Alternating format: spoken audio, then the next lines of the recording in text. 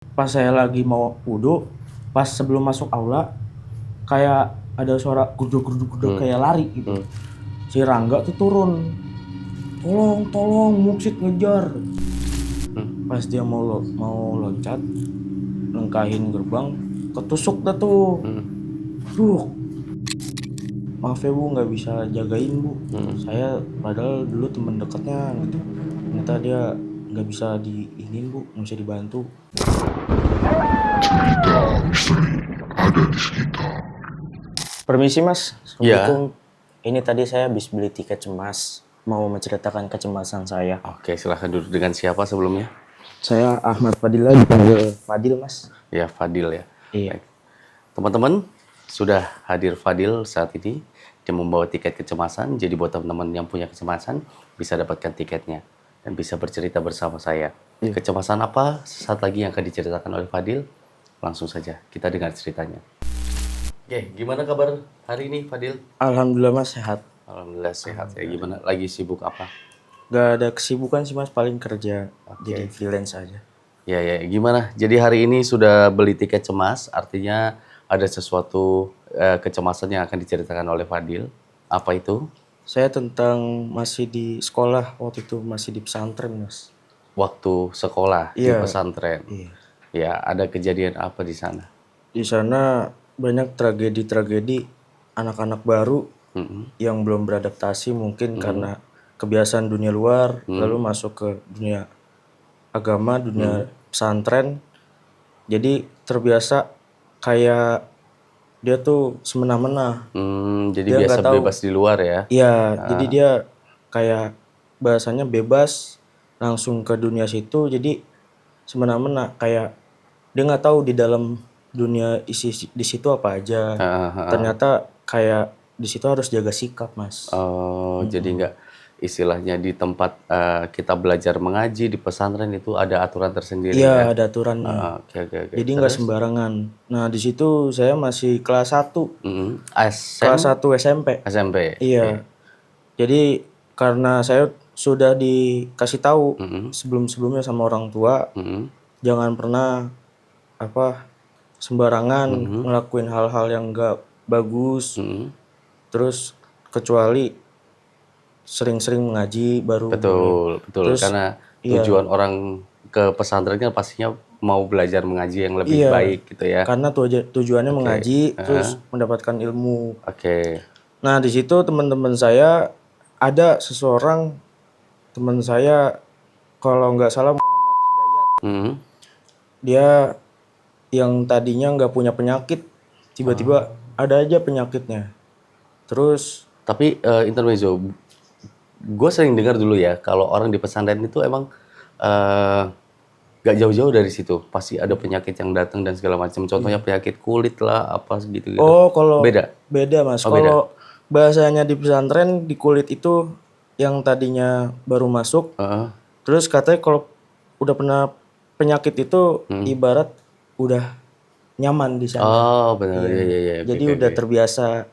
Nanti berikutnya dia nggak akan kena penyakit lagi. Oh Mas. jadi ibaratnya cuma satu kali ya. Oke, tapi bedanya sama temennya? Kalau dia tuh penyakitnya aneh Mas.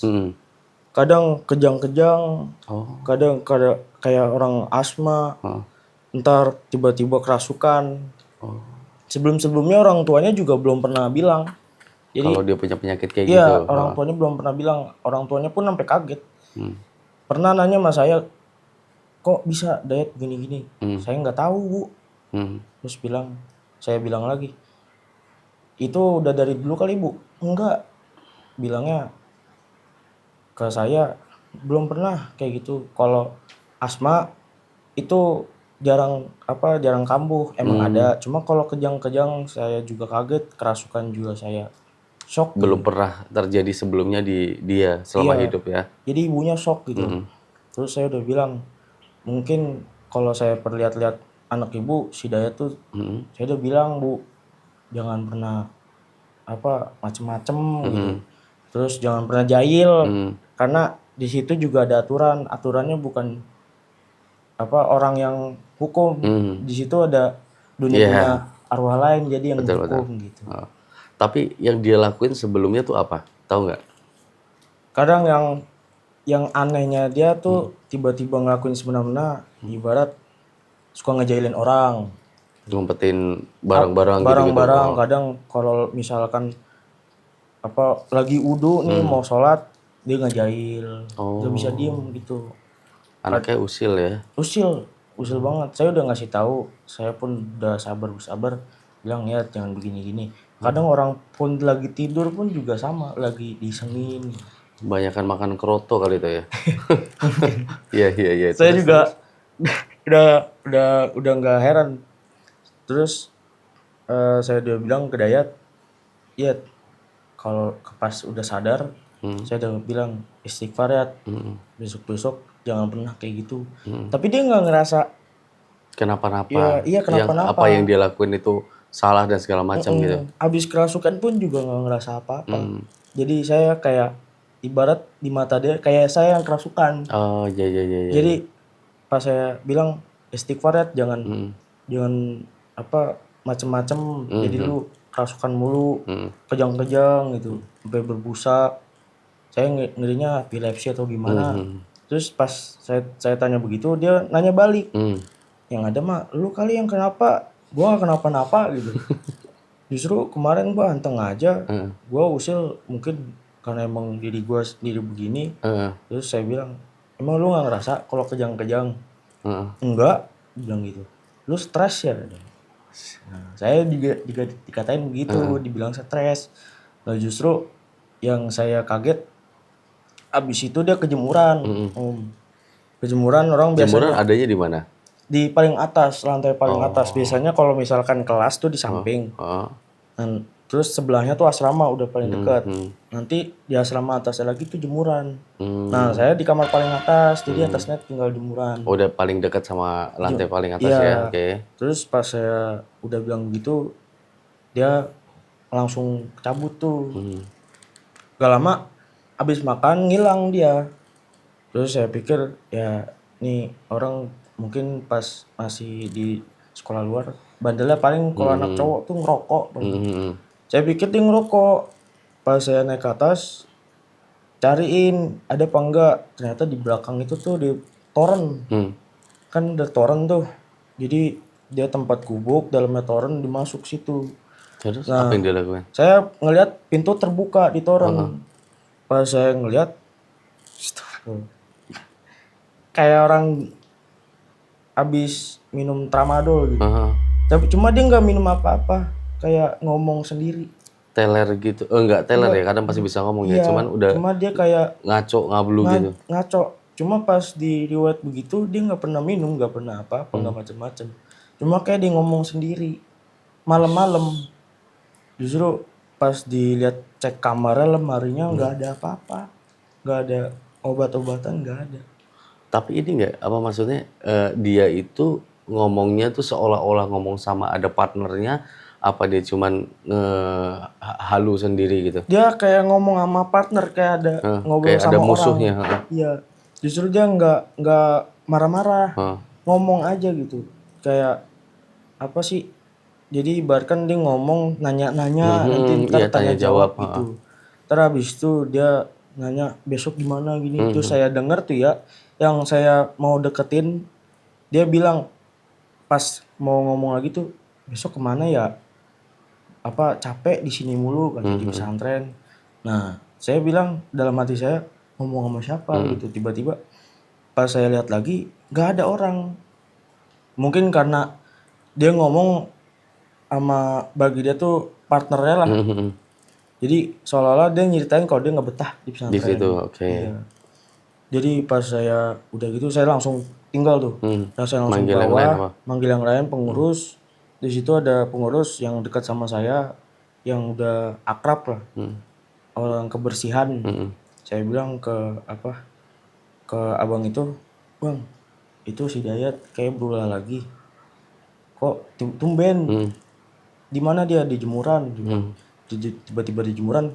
Saya cek di toren, nggak ada. Pas saya lihat ternyata dia di atas genteng dekat ini jemuran wanita.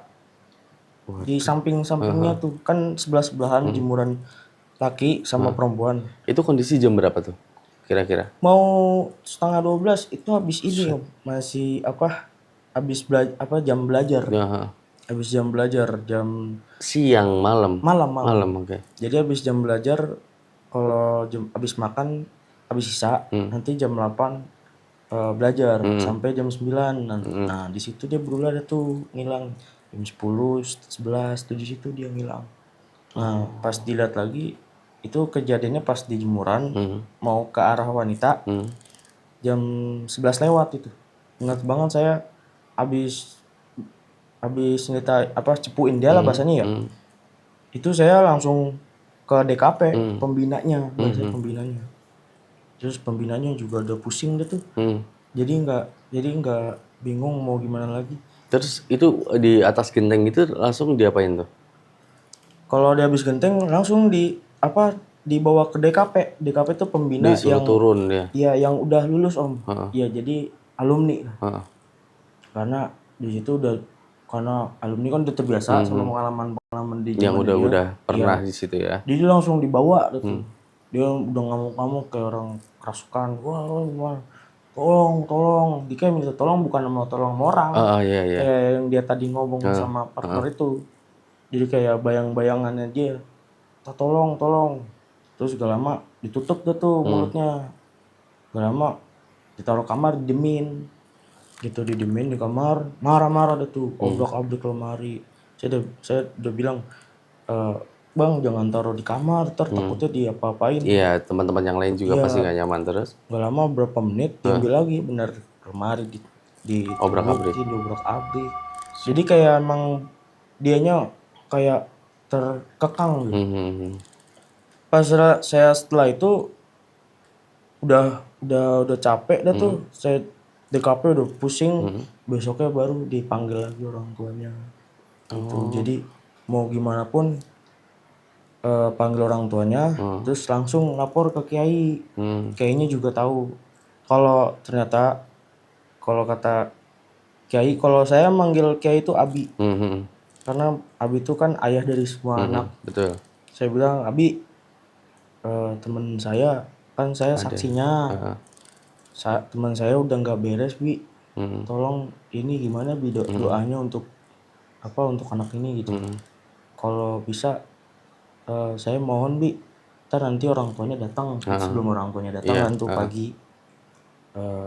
Kayak kalau itu urusan nanti sama orang tuanya. Ya udah saya kan nggak dapat solusi dari Abi, biarin nanti orang tuanya datang. Nah sekian lama orang tuanya datang, nangis tuh. Habis ngeliat merah matanya, mata anaknya kayak orang habis minum aja gitu. Iya. Capek, matanya udah merah. Gak lama ibunya ngomong kayak mungkin ngerasa ngerepotin kali ya.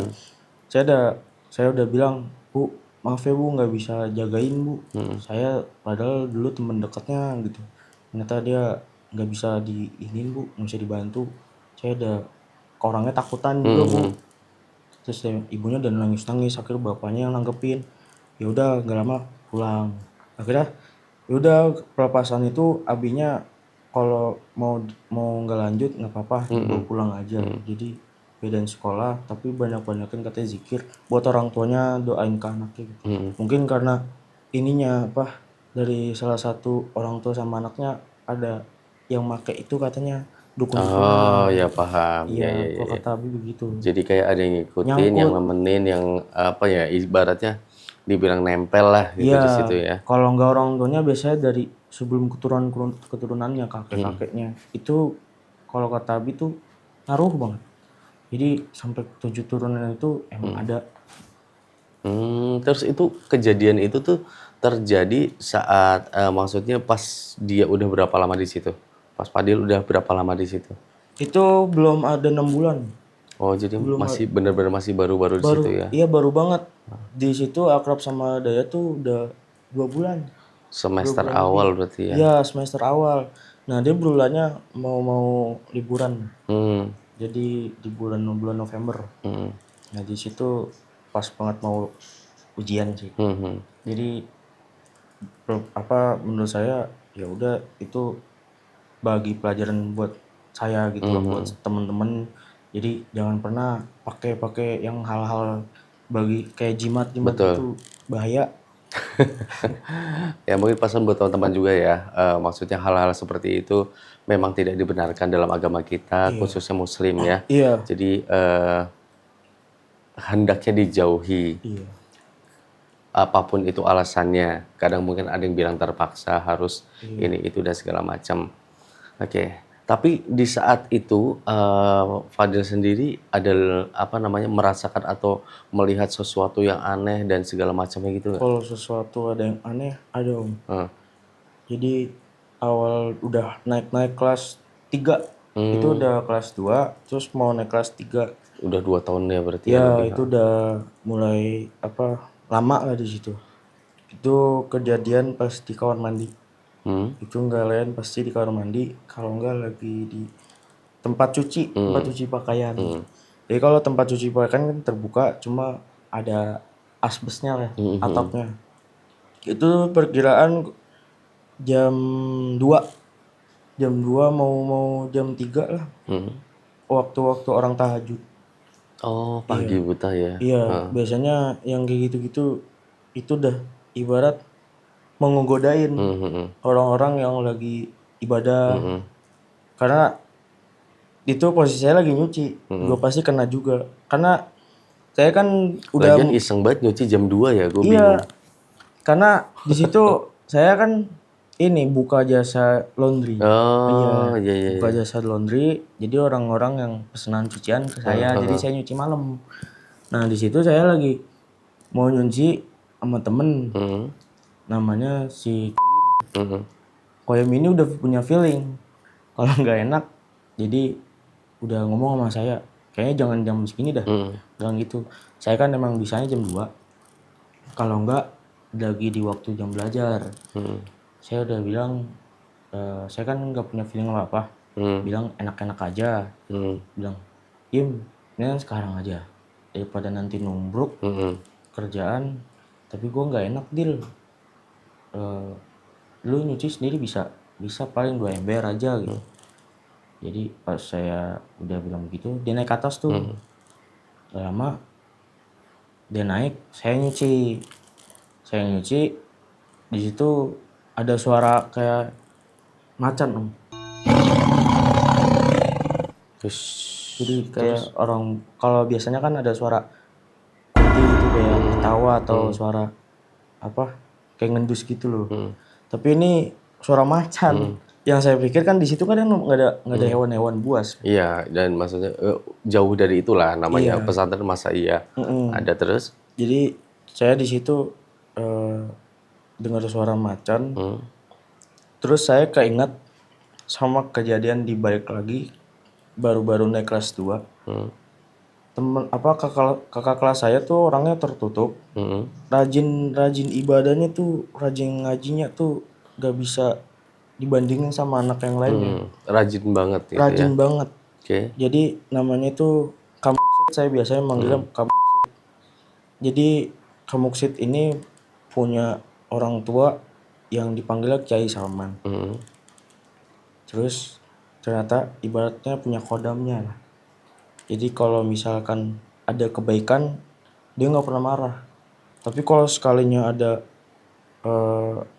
kayak kasus-kasus bandel, ngerokok, terus ngeliat-ngeliat cewek lah, itu dia marah, kayak macan. Nah saya teringat, pas ingat tuh ada orang yang ngerokok, maghrib malam Jumat kan. Dia lagi mau minum. Pas di asrama saya tanya, kamu sih nggak baca hizib? Baca hizib tuh kayak baca yasin lah, surat yasin sekaligus sama doa-doa. Kamu sih nggak baca hizib? Iya nanti.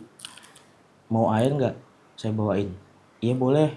Fadilah boleh bawain aja. Nanti kamu sih ke bawah. Nah di situ saya turun ke bawah, ke dalam bukan asrama, bahasa itu aula. Di bawah, ke bawah masjid, sampingnya aula. Terdengar kakak kelas saya lagi si Rangga, ternyata dia habis ngerokok. Itu dia dikejar-kejar sama muksid. Dalam wujud yang lain atau dikejar-kejar Wujudnya nyata manusia? manusia itu si muksid berubah kayak macan. Yang saya lihat tuh saya sempet shock. Pas saya lagi mau wudhu, pas sebelum masuk aula, kayak ada suara gudug kayak lari gitu. Si Rangga tuh turun. Tolong, muksid ngejar. Ternyata saya bilang muksid ngejar, kan kamu muksid orangnya kalem gitu, nggak pernah marah-marah. Sekalipun marah nggak pernah keras gitu. Terus saya shock gitu, tiba-tiba dari lantai 1 sampai lantai 2 ke 1 tuh kan jauh ya tangganya. Dia loncatnya tuh sekaligus lebih dari 5 Anak langkah tangga gitu. Kayak bener-bener macan. Harusnya kan kalau manusia turun segitu kan sakit tangannya. Iya, betul. Ini enggak, kayak bener-bener macan. Saya sempet shock. Pas saya tahu ayahnya lagi sholat di depan dekat tangga, langsung kayak jinak gitu. Ternyata emang kalau kata Kamu Muhsin, saya bilang DKP tuh, orang DKP situ, itu emang kayak kodamnya. Jadi nggak heran kalau sama Kiai Salman tuh emang benar-benar punya kodam, tapi nggak sembarangan dipakai. Jadi kodam macannya itu kadang suka keluar-keluaran. Yang baik lagi kayak saya pas nyuci gitu. Tapi wujudnya macan gitu. Wujudnya macan putih. Macan putih yang saya lihat tuh samar-samar. Jadi kayak bayang-bayang saya tuh kayak mata kunang-kunang, tiba-tiba mata saya kunang-kunang. Lagi nyuci kan harusnya fresh. Saya udah makan di situ posisinya, udah minum semuanya. Tiba-tiba kunang-kunang. Mata saya tuh kayak orang belum tidur, antara udah kayak habis minum mabuk. Saya juga udah refleks, astagfirullah. Terus saya zikir tuh 33 kali, subhanallah. Saya udah mau minta tolong kan, di orang situ kan nggak ada, kepada tidur. Saya udah minta tolong dalam hati, tolong jangan diganggu, lagi nyari uang jajan gitu. Terus nggak lama saya ke atas tuh. Terus saya ketemu Kamu Muhsin. Ada di atas. Ada abis dari kelas dia. Abis dari kelas, ternyata dia belum tidur. Pas mau ke asrama, saya ngadu ke dia. Kamu Muhsin, kenapa Fadilah? Kok kamu pakai celana pendek, kan kalau di sana kan dilarang. Nggak boleh, iya. Iya, kalau di depan asrama atau keluar. Maaf Kak, nih saya mau ngadu. Kayaknya itunya suka gangguin saya gitu. Kodam kakak gitu. Kamu Muhsin siapa? Itu yang macan-macan itu, yang macan putih. Saya udah kunang-kunang, saya ngeliat di depan dapur ada gitu kan, kamar mandi sama dapur deketan. Sama tempat cuci, saya bilang di depan dapur, depan posisi pintu dapur. Dari situ ngegeser macannya, kayak mau nerekam. Ya kalau feeling saya kan, kalau udah kayak gitu mending kabur aja lah. Gimana posisinya, saya mau cari posisi yang enak buat kabur dari daerah situ. Saya juga kalau udah kayak gitu udah rawan, takutnya kena juga. Entah kerasukan bagaimana. Saya langsung ke atas, saya bilang, Kak tolong ini. Terus dia nanya, mana? Di bawah Kak. Saking lembutnya Kak Muksid nggak marah atau apa gimana. Saya ngeliat dia ke bawah, pas dia ke bawah duluan, saya pakai sarung tuh. Kan nggak boleh pakai celana pendek. Saya ngeliat di bawah depan tangga. Dia kayak ngobrol gitu sambil bawa tasbih. Tuh di situ saya nggak ngeliat lagi tuh macannya, tiba-tiba hilang aja. Takutnya yang saya pikir tiba-tiba kalau deketin dia saya kena juga. Terus pas saya lihat dari belakang, Kamu Muhsin tuh diem aja. Diem berdiri di tangga sambil baca zikir hasbunallah wa ni'mal wakil. Tuh zikir yang saya dengar tuh banyak dia baca dia. Gak lama pas dia mau naik, saya kan ngintip. Saya naik lagi dong biar ketahuan kalau saya ngintip. Terus dia bilang katanya, udah maaf ya kalau misalkan ngelakuin hal-hal yang ngeganggu. Nanti kalau misalkan ini saya minta maaf banget. Terus yang saya bilang, nggak apa-apa kak, saya takut banget kak kalau misalkan apa-apa. Saya kalau di mata-mata kayak gitu, saya kan belum pernah kak kalau ngeliat hal-hal begituan. Saya baru pertama kali nih ngeliat hal-hal yang bayang-bayang gitu. Saya pikir tuh saya bisa ngeliat setan gitu. Saya kalau ngeliat kunti itu sekali dua kali, tapi kalau ini benar-benar takut kak. Sok kak, emang tadi kamu mau ngapain? Saya mau nyuci kak, kan saya kan juga ada Nyari uang pesanan. jajan itu Iya, ya. uang jajan. Saya udah bilang saya ingin nyari uang jajan. Terus saya bilang ya udah kalau mau besok aja, kan di situ dia posisi pengurus juga, pengurus yang baik. Kalau di mata saya tuh orang paling baik, orang paling kalem, rajin, dan suka ngajarin saya ilmu-ilmu apa agama gitu kayak fikih. Jadi saya nurut gitu. Kalau orang lain mah kalau dipikir-pikir saya nggak bakal nurut tuh. Iya, Kalau iya. besok aja pasti saya bakal nerobos. Karena dia kan belum tahu kalau tentang hal-hal gituan. Jadi kalau dia yang ngasih tahu aja, saya udah pasti nurut.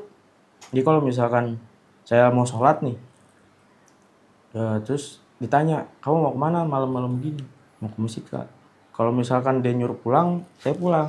Karena Berarti dia udah takutnya ada punya sesuatu yang ini ya, apa namanya, yang kita nggak sadar tapi dia tahu itu Iya, bakal terjadi. Oke. karena yang saya nggak tahu dia tahu. Jadi kalau misalkan dia punya feeling nggak enak, Ngasih tahu. iya, dia kayak di lorong-lorong kelas.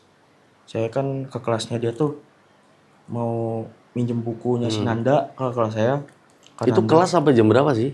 Bisa dibuka, dia diakses apa? Kalau kelas Bisa itu masuk? bisa kapan aja. Cuma pintu kelasnya itu harus minta sama anak kelas itu juga. Maksudnya kunci Dia pintu. Iya, Oh. minta kuncinya gitu. Oh gitu. Jadi bisa masuk kelas malam-malam gitu-gitu. Iya, itu kalau kalau di situ nggak ada gerbang-gerbangnya, jadi dempet-dempetan gitu. Jadi kalau Ngomong-ngomong itu tadi belum sempat tanya ya, di daerah mana itu? di Jakarta Oh, di Selatan, Jakarta Selatan. iya, Oke, tepatnya oke. di Ya depan wali kota lah. nggak perlu selatan nggak apa-apa udah. Ya terus. Jadi pas eh, minta kunci di situ, minta Kananda, saya ditanya, ntar abis ini langsung ke kamar ya. Saya nggak perlu nanya lagi kenapa gitu. Biasanya ada apa? Saya nggak perlu nanya-nanya gituan lagi. Nggak pernah saya ngebantah. Nggak pernah pun saya juga kayak nyolot gitu. Nggak pernah kayak apaan sih gini, nggak pernah saya. Karena saya respect juga sama orang-orang begitu. Jadi benar-benar tekun sama agama. Jadi tahu mana bayang-bayangnya gitu. Saya juga di situ posisinya Kamus itu pernah benar-benar kayak orang stres. Shock yang kedua kalinya karena udah pasti yang orang-orang bandel tuh pantarannya Kamus itu udah pasti Rangga. Namanya tuh Saiful tuh. Terus si Firja itu ada kelas dari Saiful di kelas 1 SMA. Itu pasti ngikut tuh sama geng-gengnya Ngikut itu tuh. main gitu. Iya, ngikut buat bandel ngerokok di balik kamar mandi. Di belakang kamar mandi. Padahal Kampung Sit di situ posisinya lagi di masjid. Jadi kalau orang pikir kok tahu gitu. Iya, iya, iya, iya, iya, iya, iya.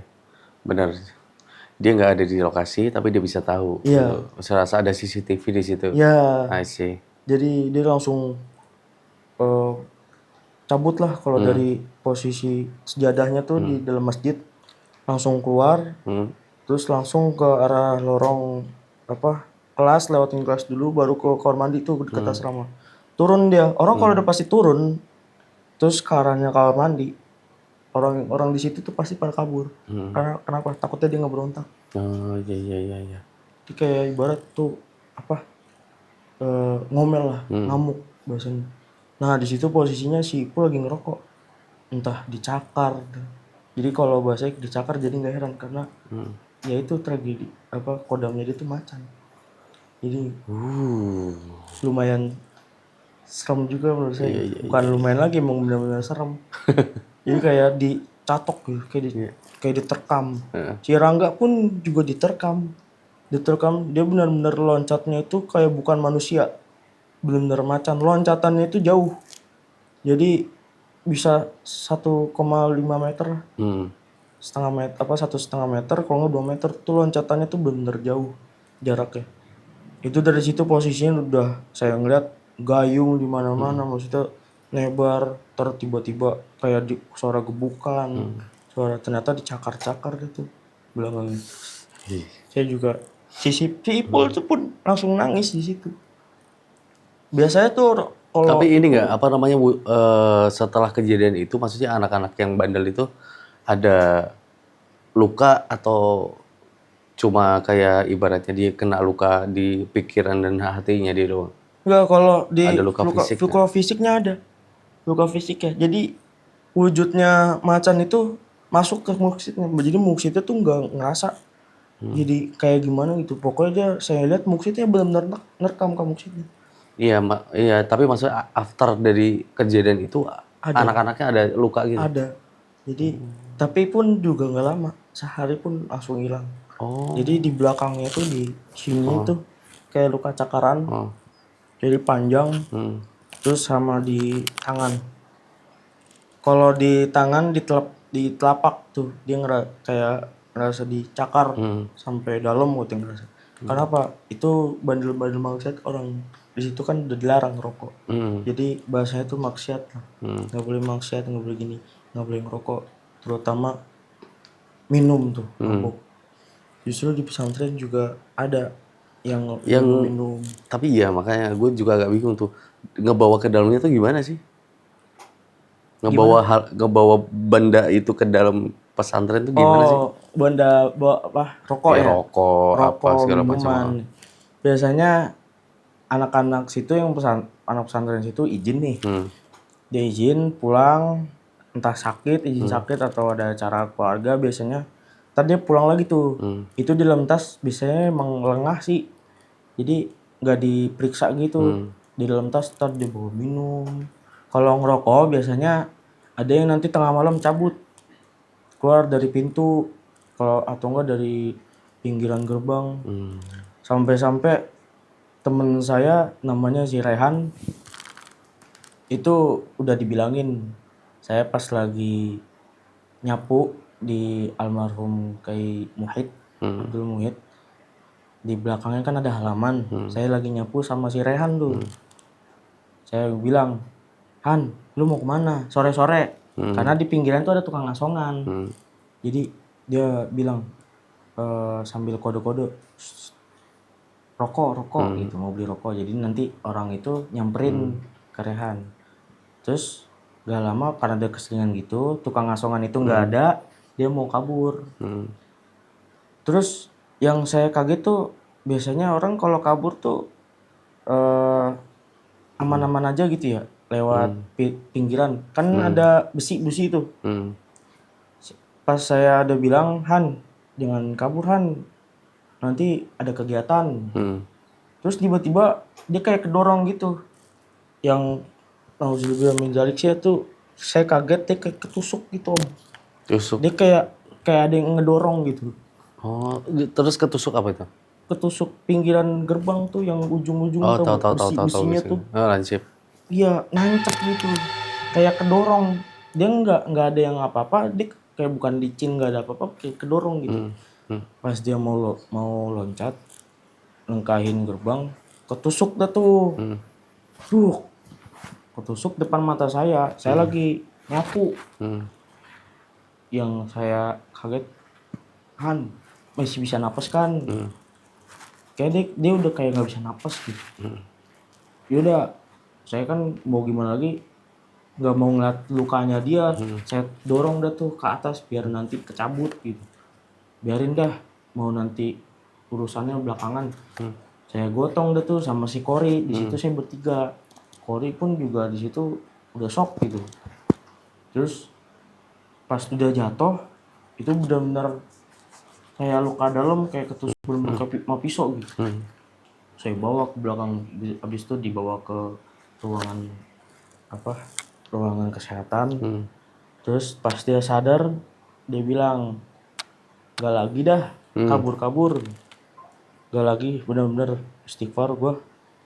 Emang kenapa? Biasanya lu selamat gitu. Gue bener-bener dorong gue. Itu kalau misalkan gak ada yang bantu, mati gue di situ. Tapi itu apa namanya, ada luka tancepan atau enggak? Apa kayak Luka tancepan masih ada sampai sekarang mungkin. Karena emang benar-benar kayak ada yang ngedorong. Di situ emang penghuninya banyak. Di situ kan rumahnya kayak almarhum kayak Muhid kan nggak boleh nggak boleh di sembarangan dipakai, nggak boleh buat maksiat. Walaupun halaman belakangnya bisa ngerokok, nggak bisa dipakai, nggak boleh. Betul ya. Jadi buat teman-teman ya, mungkin ada pesan juga nih dari kita bahwa di tempat yang suci pun sebenarnya ada alam lain yang mendampingi kita ya dalam hidup ya.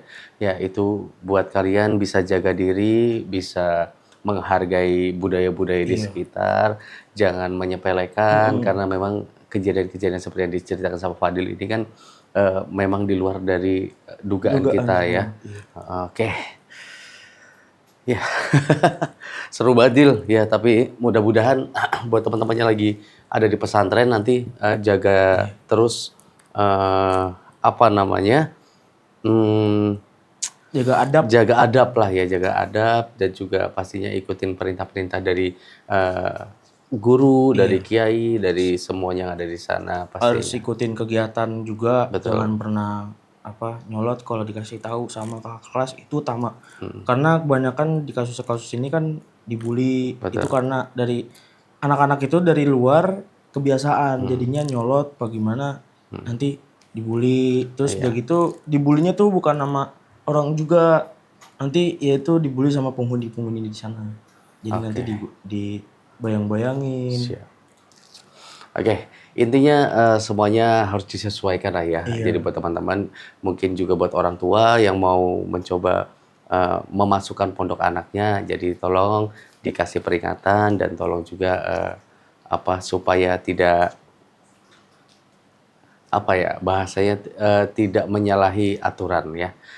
Oke, sekali lagi thank you buat Fadil untuk cerita kecepatan hari ini dan semoga pulang dari sini kecepatan itu sudah berkurang bahkan hilang dan ini hanya untuk cerita aja di masa depan nanti ya. Untuk teman-teman yang ingin menceritakan kecemasannya bisa langsung DM kita di Instagram Cemas Media atau bisa tulis di kolom komentar YouTube kita. Kita akan ketemu lagi di kecemasan selanjutnya. Terima kasih.